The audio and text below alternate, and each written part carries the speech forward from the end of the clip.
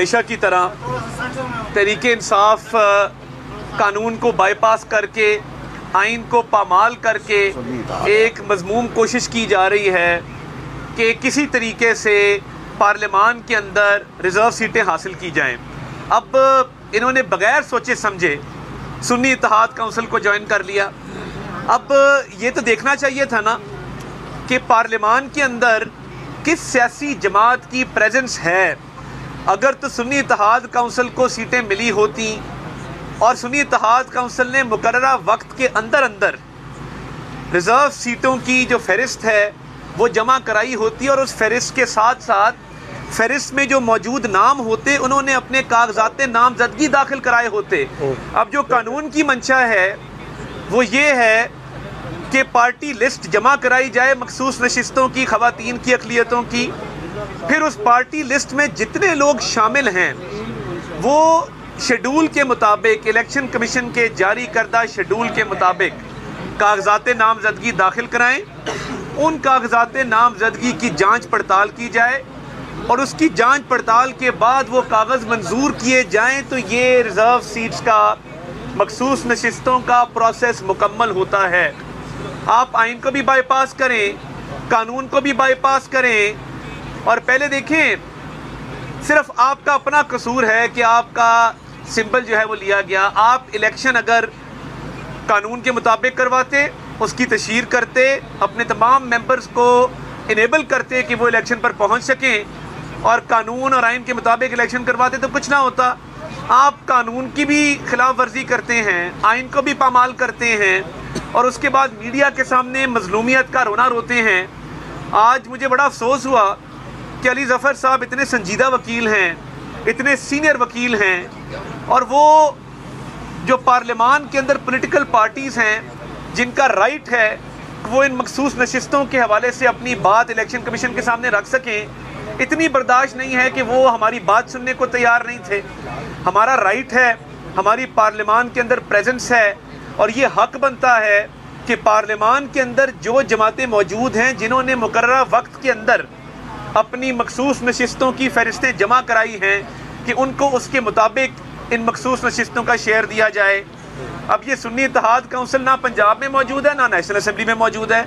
सुन्नी इत्तेहाद council के जो हामिद रज़ा साहब हैं उन्होंने अपनी ही पार्टी के टिकट पे इलेक्शन नहीं लड़ा, उनका आज़ाद सिंबल था, आज़ाद हैसियत से लड़े। नेशनल असम्बली सेक्रेटेरिएट की लेजिस्लेशन ब्रांच की तरफ से जो MNAs की कामयाबी का नोटिफिकेशन जारी किया गया है उस नोटिफिकेशन के अंदर सुन्नी इत्तेहाद काउंसिल मौजूद ही नहीं है और नेशनल असम्बली के सेक्रेटरी को या स्पीकर को अभी तक कोई दरख्वास्त नहीं दायर की गई ऑब्जेक्शन दायर करते हुए कि जी हमें सुन्नी इत्तेहाद काउंसिल की सीट क्या मौजूद है, क्योंकि सुन्नी इत्तेहाद काउंसिल की टिकट पे इलेक्शन ही नहीं लड़ा गया। अब ये ज़ोर ज़बरदस्ती करके, कानून की खिलाफ वर्जी करके, आइन को पामाल करके मखसूस नशिस्तें हासिल करने की जो ये साजिश की जा रही है ये कामयाब हो ही नहीं सकती।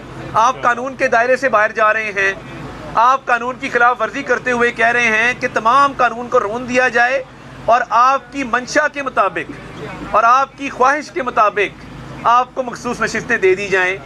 वो मरला गुजर चुका, उसका टाइम ख़त्म हो चुका। आपने ना फहरिस्त जमा कराई, ना कागजात नामजदगी जमा कराए, ना आपकी जमात पार्लियामान में मौजूद है। कोई एक बात ही हो जाती तो चले आपका केस कोई आर्ग्यूबल केस बन जाता। ये तो ऐसे ही है कि एक वक़ुआ हुआ ही नहीं और उसकी आप FIR दर्ज करवाना चाहते हैं, तो ये इस तरह काम नहीं होगा। कानूनी तौर पे आप बिल्कुल गलत हैं। आपके पास कानूनी जवाज़ नहीं है, आपके पास आइनी जवाज़ नहीं है, आपके पास इखलाकी जवाज़ नहीं है कि आप इस केस में आर्ग्यू भी कर सकें। तो मैं समझता हूँ कि ये ओपन एंड शट केस है, सब जुडिस है। इंशाल्लाह ताला हम उम्मीद करते हैं कि इस केस का फैसला इंसाफ के मुताबिक हो। इंशाल्लाह। आप किस अखलाकी जवाज़ से इस पर क्लेम कर रहे हैं?